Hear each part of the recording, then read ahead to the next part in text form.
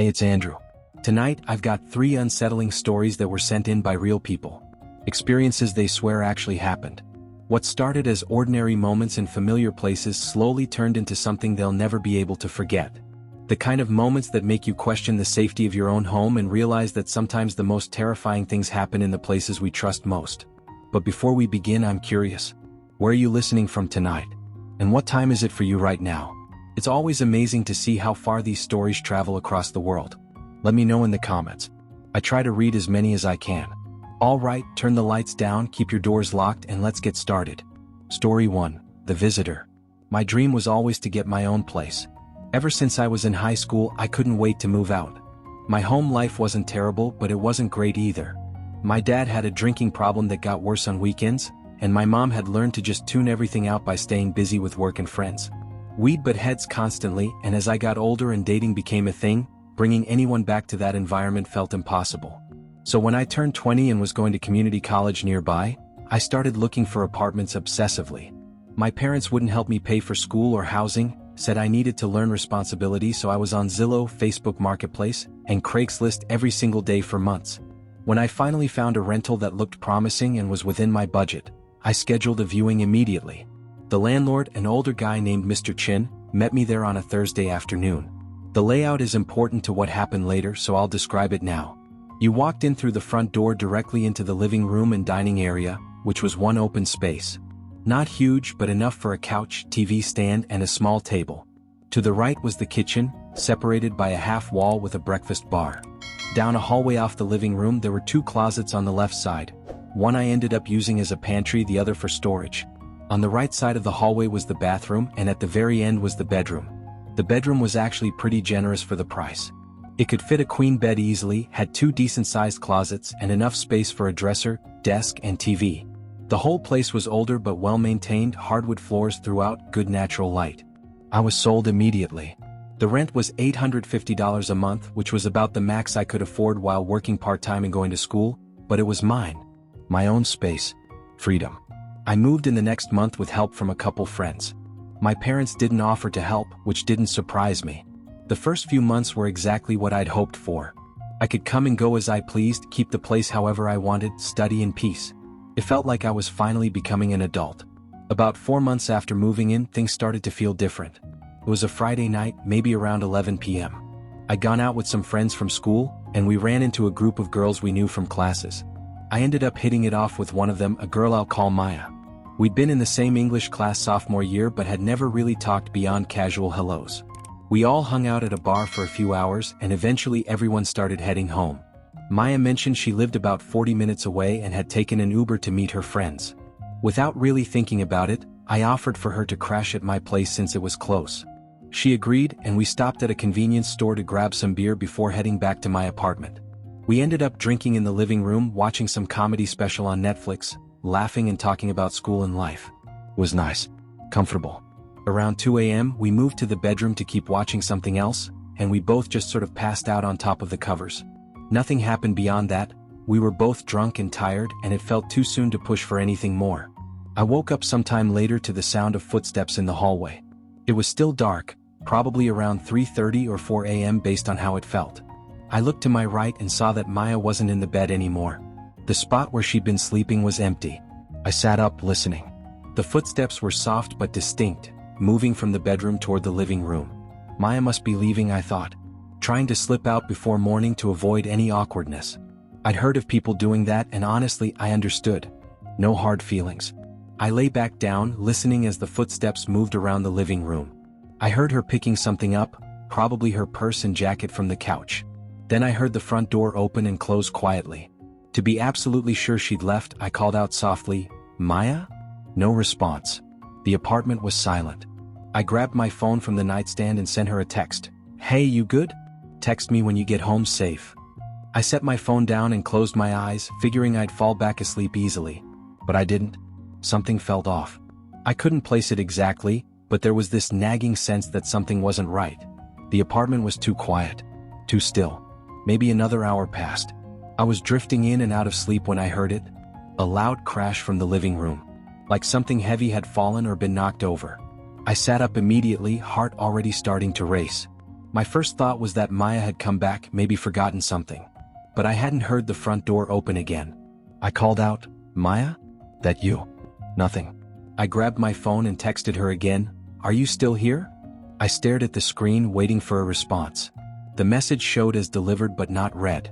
That's when I realized my bedroom door was still open.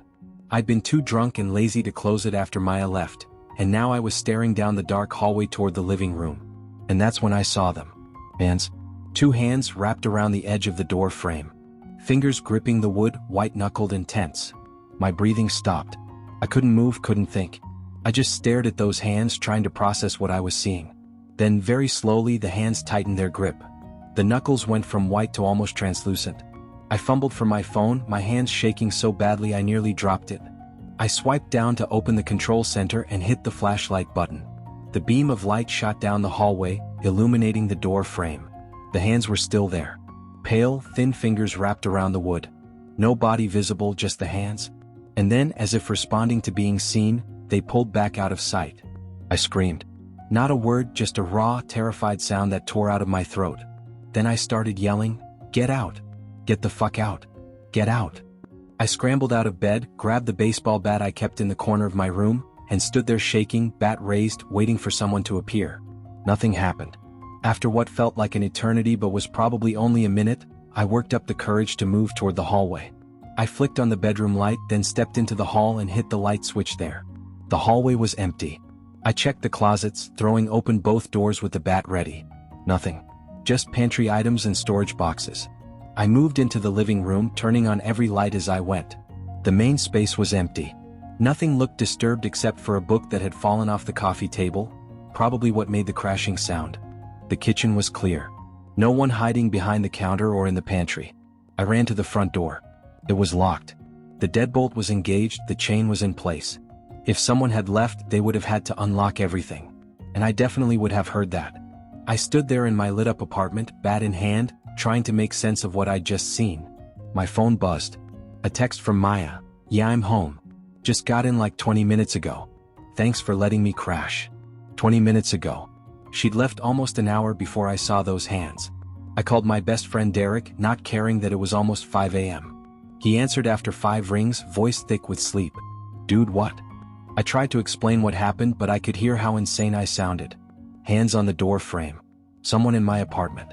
But the door was locked. Maya had left hours ago. "You're still drunk," Derek said, trying to sound reassuring. "Drunk and tired. You probably had a really vivid dream or something. Like sleep paralysis but while waking up." I wasn't asleep.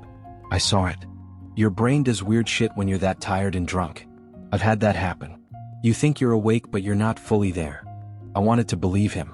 I really did. The alternative, that someone had actually been in my apartment, was too terrifying to accept. "Just lock your bedroom door and try to sleep it off," Derek said. "You'll feel better in the morning." I did what he suggested. I went back to my room, locked the door, moved the dresser in front of it for good measure, and tried to calm down. Eventually, exhaustion won and I passed out. The next morning, I did a thorough search of the apartment in daylight. Every closet, every window, under the bed, behind furniture. Nothing. No signs of forced entry, nothing stolen, no evidence anyone had been there. I almost convinced myself Derek was right. Just a hallucination from being drunk and sleep-deprived. But then I walked back to my bedroom and looked at the door frame. There were fingerprints. Smudged but visible, exactly where I'd seen the hands gripping the wood. And they were fresh, slightly oily, like someone had just touched the frame. I took a picture with my phone. My hands were shaking as I did it. That picture is still in my phone's camera roll, saved to my iCloud. I look at it sometimes years later and I still feel sick. I called my dad, which I almost never did. But I didn't know what else to do. I told him everything, about Maya leaving, the hands, the fingerprints. His response was exactly what I expected. "Did you lock the door when you came home?" I don't remember." "Jesus Christ, Marcus. You can't be that careless. You're in the city now. You leave your door unlocked, people will walk right in. But nothing was stolen. This time. Consider yourself lucky and learn from it. Lock your damn doors." He was right, even though he was being an asshole about it. I must have forgotten to lock the door when Maya and I came back drunk. Someone probably saw the opportunity and came in. Maybe they were looking for things to steal but got spooked when they realized I was home. But that didn't explain why they would stand at my bedroom door. Why they would grip the frame like that. Why they would stay even after I turned on the flashlight. I lived in that apartment for another 8 months until my lease was up. I never forgot to lock the door again. I put a chain lock on the bedroom door too, something my landlord technically didn't allow, but I didn't care. Nothing like that ever happened again. But I never felt completely safe there. Every night, I'd lie in bed and stare at that door frame, remembering those hands. Remembering the way they tightened and pulled back when I shined the light on them. When my lease ended, I moved to a different apartment across town. Better neighborhood, second floor instead of ground level, better locks. But I still think about that night. About who was in my apartment. About what they wanted. About why they chose to reveal themselves by gripping my door frame instead of just leaving quietly. And I think about Maya, who left hours before any of it happened, who has no idea that after she walked out, someone else walked in. I never told her. What would I even say? Sometimes I wonder if it was just one time, or if whoever it was had been coming into my apartment before and I just never woke up. If they'd been in my room while I slept, watching me, learning my routine. That thought keeps me up at night more than anything else. Because the scariest part isn't what happened that one night. It's wondering how many other nights someone was there and I just never knew. Thank you to Marcus for sharing this terrifying experience. The violation of having someone in your home, in your personal space, is something that stays with you forever. Now let's move on to story number 2. Story 2, The Caller. My parents' house never really felt like a typical family home. Not in the way you'd expect, at least. My dad traveled constantly for work, sales job that had him on the road 3 or 4 days a week minimum. And my mom, she was always busy with her own life. Out with friends, staying over at my aunt's place, involved in book clubs and committees and 100 other things that kept her out of the house. I know that probably sounds neglectful, but it wasn't quite like that. They weren't absent parents who didn't care. It was more like they'd built separate lives that just happened to occasionally intersect at home. And I was kind of an afterthought to their busy schedules. I'm an only child, and I genuinely think that's because after having me, they realized how much they valued their independence. So they never had more kids, and they never really adjusted their lifestyle to accommodate the one they did have. From the time I was about 16 onward, I basically lived alone in that house. I'd eat dinner by myself most nights, watch TV alone, do homework alone. Entire weekends would go by where I'd be the only person home. When I was younger, I used to love it. It felt like freedom. I could do whatever I wanted without parents breathing down my neck. I could have friends over, play games late into the night, talk on the phone for hours without anyone telling me to keep it down. It felt like having my own place without the responsibility of paying for it. Even when I turned 19 and started going to community college nearby, nothing changed. If anything, my parents were around even less. My mom got more involved with her social circles. My dad's work took him further away for longer stretches. I knew every sound that house made too. That detail matters because it wasn't one of those old creaky houses where every noise made you jump. It was built in the early 2000s, solid construction, and it had its normal sounds. The furnace kicking on, the refrigerator humming, the settling of floorboards in predictable spots. I always said the place had character, but it was familiar character. Nothing that scared me. This happened on a night when I knew for certain I'd be alone. My dad was in Chicago for a conference, wouldn't be back until Thursday. My mom had been talking all week about staying at my aunt's house because they were planning some big family event the next day and she didn't want to drive back late. She told me, "It's just you tonight, Stephen," like it was unusual even though it was completely normal. I just shrugged and said she didn't even need to tell me anymore. I made myself dinner, leftover pizza from the night before, and settled in to watch TV in the living room. Around 11 p.m., I headed upstairs to my room and started watching YouTube videos in bed, something I did most nights for hours. My room was at the end of the hallway upstairs. When you reached the top of the stairs, there was a small landing, and immediately to the right was my parents' bedroom. Further down the hall was the bathroom, then a linen closet, then my room at the very end. I kept my door open out of habit. My parents had always told me to keep doors open at night, something about staying alert and being able to hear if someone broke in. But I also liked hearing the ambient sounds of the house. It made being alone feel less intense. I eventually got tired, closed my laptop, and just lay there scrolling through my phone. I'd say about an hour passed when my phone rang. The screen said, "No caller ID." I stared at it for a few seconds. I'd never received a no caller ID call before. Getting one at almost midnight felt sketchy as hell. I let it ring out. Immediately it rang again. Same thing. No caller ID. That's what made me answer. I figured if it was something important they'd call twice. And it was just a phone call. Worst case, I hang up. I swiped to answer. Hello? Silence. Complete silence on the other end. I waited, thinking maybe there was a delay or bad connection. Hello? I said again. Still nothing. But then I started hearing something faint in the background. It took my brain a second to process what it was. It sounded like a TV. Like someone had a TV on in the background of wherever they were calling from. What made my stomach drop was realizing I could also faintly hear my own TV downstairs through my open door. I'd left it on in the living room earlier, just low volume for background noise. Hearing TV audio through the phone made my whole body tense. Who is this? I asked, trying to sound firm. No response. Just that TV sound continuing. And then I noticed something that made me sit up in bed. The TV noise coming through the phone wasn't random. It matched my TV downstairs. Perfectly. The same audio, the same timing, no delay. Like whoever was calling me could hear my TV in real time. Which would mean they were inside my house. I tried to force a rational explanation. Maybe it was a friend standing outside one of the windows downstairs trying to prank me. Maybe the call was somehow glitching and picking up feedback from my own phone's microphone. But the more I listened, the more wrong that felt. It sounded like someone was calling me while standing in my living room. I got out of bed and walked to my bedroom door, phone still pressed to my ear. I listened carefully. The TV downstairs was definitely on. I could hear it faintly through the house. And I could hear it identically through the phone. In hindsight, what I did next was stupid. I yelled down the hallway, "Who's down there?" Because part of me still thought this had to be a prank. A friend, maybe my uncle, someone trying to mess with me. The line went dead immediately. They hung up. My mouth went completely dry. I couldn't call the number back because it was anonymous. I walked out into the hallway toward the stairs and looked down into the darkness. The living room light was off, but I could see the TV's glow and hear it still playing. And then I heard it. A creak. The distinctive sound of our hardwood floor in the living room, that one spot near the couch that always made noise when you stepped on it. Someone was down there. Then, clear as day, I heard someone clear their throat. A small, quiet sound, but unmistakably human. I backed away from the stairs and went into my room, closing and locking the door as quietly as I could. My mind was racing. Could this be my dad testing me? Seeing how I'd react in a home invasion situation? He'd done weird stuff like that before, tried to teach me lessons in unconventional ways.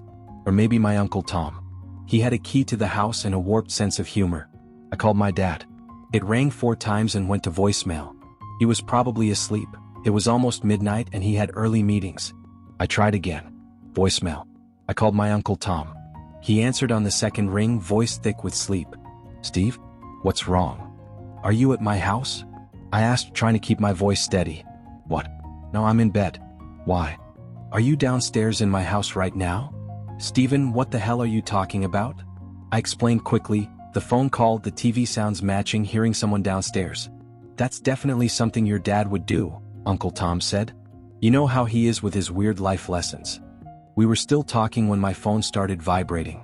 I pulled it away from my ear and looked at the screen. No caller ID. "Uncle Tom, they're calling again. Stay on the line, okay? I'm putting you on hold."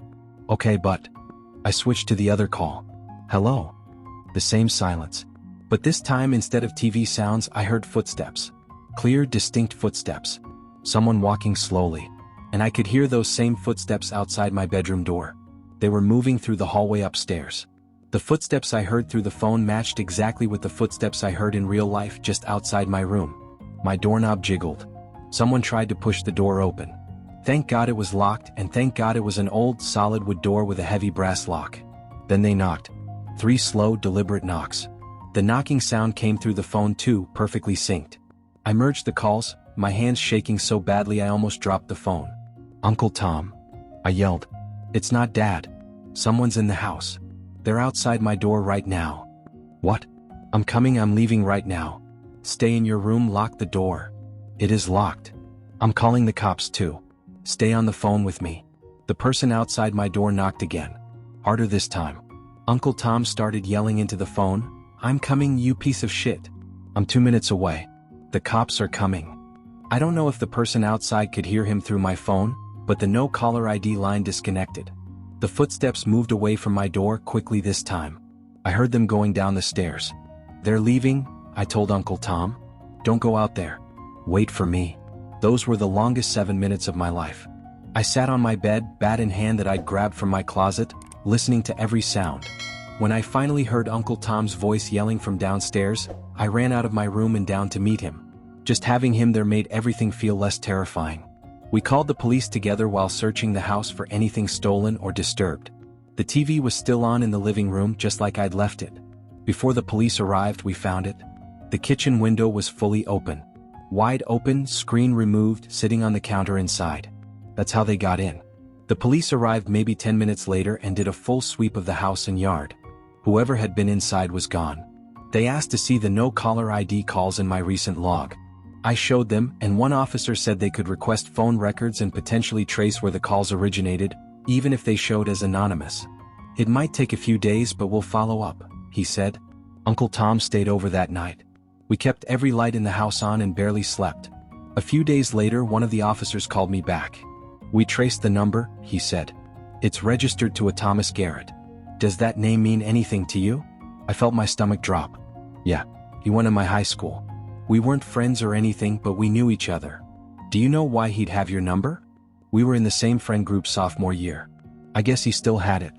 The officer asked if I wanted to be present when they questioned him, so Uncle Tom and I met them at Thomas's house. His dad answered the door, and when he saw the police, his face went pale. He called Thomas down without asking any questions. Thomas came down the stairs, and the moment he saw me and the cops, I could see the nervousness in his eyes. The officer asked him directly, "Did you make calls to this number on Tuesday night?" He showed Thomas my number. Thomas immediately shook his head. "No. My phone was stolen like a week ago. I lost it at a party." "Did you report it stolen?" "No, I was just going to get a new one anyway." "Which party?" I don't remember. Someone's house." The officer made notes. "We'll follow up if necessary." That was it. No arrest, no dramatic confrontation. Just Thomas standing there looking nervous while his dad watched silently from the doorway. We left, and I felt completely unsatisfied. "He's lying," I told Uncle Tom in the car. Maybe. Or maybe someone really did steal his phone. That possibility was somehow worse. Because if his phone really was stolen, that meant someone took it specifically to call me, to break into my house, to terrorize me. And I had no idea who or why. I never got answers. The investigation went nowhere. The police said without physical evidence or proof Thomas made the calls himself, there was nothing they could charge him with. My parents came home and I told them everything. My mom seemed shaken. My dad immediately started lecturing me about safety and keeping windows locked. But nothing ever came of it. I lived in that house for 2 more years before moving out for college.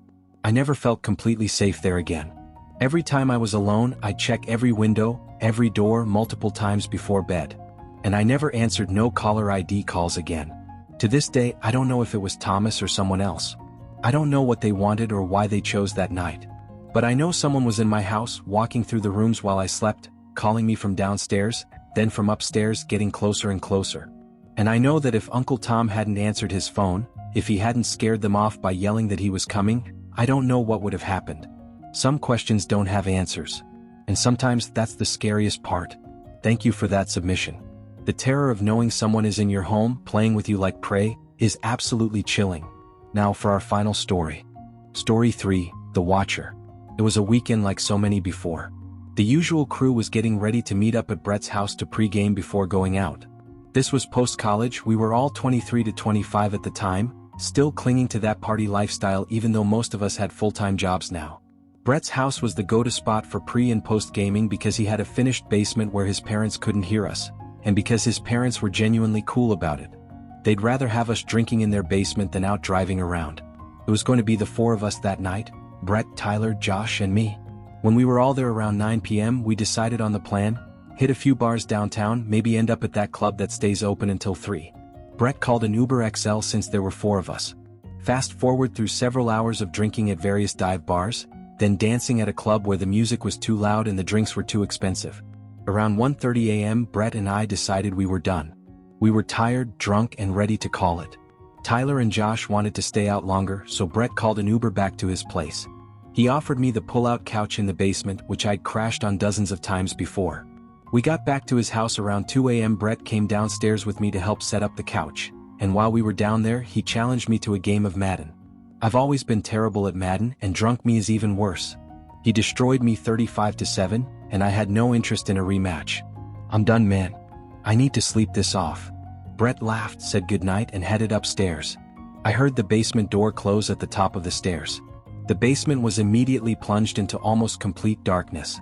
The only light sources were the blue glow from the cable box clock under the TV, the small red standby light on the TV itself, and a faint green glow from a Heineken mini fridge on the other side of the room. The mini fridge also provided this low, constant humming that I'd always found weirdly relaxing. White noise that helped me fall asleep. I was out within minutes. I woke up disoriented, mouth completely dry from all the alcohol. I didn't know what time it was, but based on how dark it still was, I guessed maybe 4 or 5 a.m. Cotton mouth was hitting me hard. I could barely move my tongue. I should have brought down water before passing out, but drunk me hadn't thought that far ahead. I lay there for a minute, debating whether getting up for water was worth it. Part of me wanted to just suffer through it and go back to sleep. Then I remembered the mini fridge. Maybe there was water in there, or at least something non-alcoholic. I rolled over to look at the fridge, squinting in the darkness to see if I could make out what was inside through the glass door. That's when my eyes caught something else. In the corner of the room near the stairs there was a dark mass. A shadow darker than the surrounding darkness. My first thought was that it was a coat rack or maybe some boxes Brett's parents had stored down here. But I'd been in this basement hundreds of times, and I'd never seen anything in that corner before. I stared at it, waiting for my eyes to adjust, expecting the shape to resolve into something normal and explainable. Instead it moved. Not dramatically. Just a slight shift, but enough that I knew with absolute certainty it wasn't an object. It was a person. Every muscle in my body locked up. I wanted to scream, to run, to do something, but I was frozen. The shape was tall, definitely taller than Brett. And it was just standing there, perfectly still in the corner like it had been watching me sleep. My mind started racing. How long had they been there? Had they been there when Brett and I were playing Madden? Or had they come down after Brett left? I forced myself to breathe normally, to not let on that I'd noticed them. Very slowly, I sat up and fake yawned, stretching like I'd just woken up naturally. I even muttered to myself, man should have brought water down here. I was trying to act completely oblivious, like I was just getting up to grab a drink and hadn't noticed the fucking person standing in the corner of the room. I stood up, making a show of rubbing my eyes and stumbling a bit, playing up the drunk and groggy act. The figure didn't move. I walked toward the stairs, which unfortunately meant walking closer to where they were standing. Every step felt like it took an hour. My heart was hammering so hard I thought they'd hear it. When I was about halfway to the stairs, I had to turn right to reach the staircase. That would put my back to them for a few seconds. I turned, bracing myself to be grabbed, to feel hands on my shoulders or arms wrapping around me. Nothing happened. I started climbing the stairs, still moving slowly and casually, like I hadn't just seen someone lurking in the basement. But about halfway up, I couldn't help myself. I glanced back down. The dark mass was now standing at the bottom of the stairs, looking up at me. In the faint light, I could make out more details. It was definitely a person wearing all dark clothing. I still couldn't see their face, but they were tall, broad-shouldered, definitely not someone I knew. I bolted up the rest of the stairs, taking them 2 at a time, and slammed the basement door shut behind me. Then I ran up the next flight of stairs to the second floor where Brett's room was. I burst through his door without knocking, ran to his bed, and started shaking him awake. Brett, wake up. There's someone in your basement. He groaned, completely out of it. What? Someone's in the basement right now. Wake up your dad. Dude, what are you talking about? I'm serious. There's someone down there. I saw them. As if on cue, we both heard it. A loud slam from downstairs. The basement door. Brett's eyes went wide. He knew that sound. Stay here, he said, jumping out of bed and running to his parents' room across the hall. I followed him, and we both rushed into his parents' bedroom. Brett's dad was a light sleeper, and he sat up immediately when we came in. Dad, there's someone in the basement. We heard the door slam. His dad didn't ask questions. He got out of bed, grabbed something from his nightstand, I realized it was a handgun, and headed downstairs. Call 911, he told Brett over his shoulder. Brett pulled out his phone and dialed while his dad went down to the main floor. We followed but stayed at the top of the stairs. Brett's dad checked the basement door. It's wide open. I thought you closed it. I did, Brett said. We both heard it slam. So does that mean? His dad walked to the back door of the house. It was standing open, swinging slightly in the night breeze. I locked this before bed, his dad said quietly. I always lock this. The 3 of us went outside, checking the backyard with flashlights Brett's dad grabbed from the garage. We searched the neighboring yards too, looking for any sign of someone running away. Nothing. By the time the police arrived about 15 minutes later, we'd searched everywhere we could think of. The officers did their own search of the property, the house, the basement, the surrounding yards. No one was there. They took our statements, looked at the open back door and the basement door I'd closed but was now standing open. They checked for signs of forced entry, but the back door had been unlocked from the inside. Someone could have been hiding in the basement from earlier, one officer suggested. Maybe came in before you locked up for the night and waited until everyone was asleep. It was possible, I guess. But that meant someone had been in Brett's basement the entire time we were down there, watching us play Madden. Watching Brett set up the couch for me. Waiting patiently in that corner while we laughed and talked and had no idea. The thought made me feel sick. By the time the police finished up and left, it was almost 4 a.m. Some of the neighbors had come outside to see what was happening, asking if everything was okay. Brett's mom made coffee, and we all sat in the kitchen trying to process what had happened. Nobody wanted to go back to sleep, least of all me. "You should stay the rest of the night," Brett's dad said.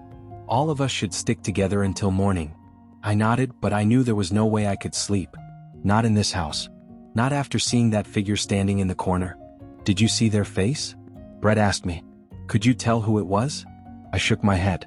"Too dark. I just saw the shape. They were tall though. Taller than you." "Jesus," Brett muttered. "Someone was in my basement while I was showing you how to work the couch. They were right there." His mom looked pale. "This house has never felt unsafe. We've lived here 20 years. "I know, honey," Brett's dad said, putting his arm around her. "But we're changing all the locks tomorrow. And we're getting a security system." As soon as the sun started coming up around 6:30, I called an Uber. Brett offered to drive me home, but I just wanted to get out of there. I needed to be in my own space even if it meant being alone. Brett walked me outside to wait for the ride. "I'm sorry, man," he said. "I had no idea." "Not your fault. How could you know?" "Still, that's fucked up. You could have been hurt. So could you. So could your family." We stood there in uncomfortable silence until my Uber pulled up. "You still want to hang out here?" Brett asked. "For pre-games and stuff?" I hesitated. Honestly, I didn't know. The basement that had felt like a second home to me now felt contaminated. Dangerous. "Let's see," I said finally. "Maybe after you get the security system." I got in the Uber and left. That was 3 years ago. Brett's family did get a security system installed, changed all the locks, and his dad even kept that gun more accessible after that night. But nothing like that ever happened again. We did eventually go back to using his basement for pre-games, but it took me months before I felt comfortable there. And I never slept on that couch again. Every time we were down there, I'd glance at that corner. The corner where the dark figure had stood, watching me sleep. And I'd remember the feeling of walking past them to get to the stairs, completely vulnerable, hoping they wouldn't grab me. The police never figured out who it was. There were no other break-ins in the neighborhood around that time. No fingerprints or evidence left behind. No footage from neighbors' security cameras showing anyone running from Brett's house. It was like the person had been a ghost. There one moment, gone the next. But I know what I saw. I know someone was standing in that corner, perfectly still, watching me in the darkness. The question that haunts me most is why. What were they planning to do? If I hadn't woken up, if I hadn't noticed them, would they have just watched me all night? Or were they waiting for me to be in deeper sleep before doing something worse? And how did they know to be there that night? Was it random, or had they been watching the house, learning our patterns, waiting for the right opportunity? I've run through every possibility. A stalker. A burglar who got trapped when we came home and decided to hide. Someone with a grudge against Brett or his family. A random psychopath looking for a victim. None of the explanations make me feel better. Because at the end of the day, someone was in that basement with me. Someone who stayed silent and still for who knows how long. Someone who watched me sleep with God knows what intentions. Brett eventually moved out of his parents' house about a year after the incident. Got his own apartment closer to his job. His parents still live in that house, but they told me they had the basement refinished. New flooring, new paint, better lighting. His mom said she couldn't stand going down there anymore without thinking about that night. I don't blame her. I still think about it too. Especially when I'm alone at night in the dark trying to sleep. I think about how many times I'd crashed in that basement before, completely oblivious, never knowing if someone had been there on those nights too. I think about all the times I joked about feeling like someone was watching me, only to dismiss it as paranoia or the effects of too much alcohol. What if it hadn't been paranoia? What if someone really had been there before and I just never woken up at the right moment to see them? That possibility terrifies me more than anything else. Because it means the night I saw them might not have been the first time. It might have just been the first time I caught them. And that raises an even worse question. How many other people are sleeping soundly in their beds right now, completely unaware that someone is in the room with them, standing in the shadows, watching and waiting? Tyler and Josh came back to Brett's house around 4 a.m. that night, completely drunk and oblivious to what had happened. Brett filled them in the next day and they both freaked out. "Dude, that could have been any of us," Tyler said. "What if they'd come upstairs? What if they'd gone after Brett's parents?" We all thought about it, but nobody wanted to say it out loud. This person had chosen the basement. Had chosen to stand in that corner where I was sleeping. Had chosen to stay hidden until I noticed them, and then instead of running or attacking, they just stood there, at the bottom of the stairs, looking up at me. That image still gives me chills. The police suggested we all be more careful about securing doors and windows, about being aware of our surroundings when we came home late at night. Standard safety advice that felt inadequate given what had happened. Brett's dad said something that stuck with me though. Whoever that was, they got off on the fear. They wanted you to see them. If they'd wanted to hurt you, they would have. But they waited until you noticed and then they revealed themselves. That's a power thing. They wanted you to know they were there. I'd never thought about it that way, but it made horrible sense. The person hadn't attacked me. Hadn't tried to rob the house. They just stood there in the darkness, watching, waiting for me to wake up and notice them. Like they'd wanted me to feel exactly what I felt. That pure, paralyzing terror of knowing someone is there, someone who shouldn't be there, someone whose intentions you can't begin to guess. It was a violation. Not of property or physical safety, but of something deeper. The fundamental sense that you're alone when you think you're alone. That you're safe when you should be safe. They took that away from me that night. And they took it away from Brett and his family too. Sometimes I wonder if they're still out there. Still breaking into houses. Still finding dark corners to stand in while people sleep. Still waiting for that moment when their victim wakes up and sees them. Still feeding off that fear. I hope I never find out. But late at night, when I'm alone in my apartment, sometimes I'll wake up suddenly with my heart racing, convinced I've heard something or sensed something. And I'll look around my dark bedroom, scanning the corners, looking for shapes that don't belong. So far I've never seen anything. But that doesn't mean nothing's there. It just means I haven't caught them yet. And that thought, that possibility, is enough to keep me sleeping with the lights on more often than I'd like to admit. Because I learned something that night in Brett's basement that I wish I didn't know. I learned that sometimes the scariest thing isn't the person who attacks you. It's the person who just watches, who waits, who wants you to know they're there but doesn't tell you why. Those are the ones you never forget. Those are the ones who stay with you, long after the night is over and the sun comes up. They stay in the corner of your mind, a dark shape that never quite goes away. Always watching, always waiting, always there. A special thank you to everyone who submitted their stories today. These experiences remind us that safety is an illusion we create for ourselves, and sometimes that illusion is shattered by forces we can't control or understand. If you liked today's submissions, don't forget to hit the like button and subscribe so you never miss a new story. Until next time, stay cautious, trust your instincts, and remember, sometimes the most terrifying moments happen in the places we consider safest. Our homes, our rooms, the spaces where we should be able to let our guard down. Stay safe out there.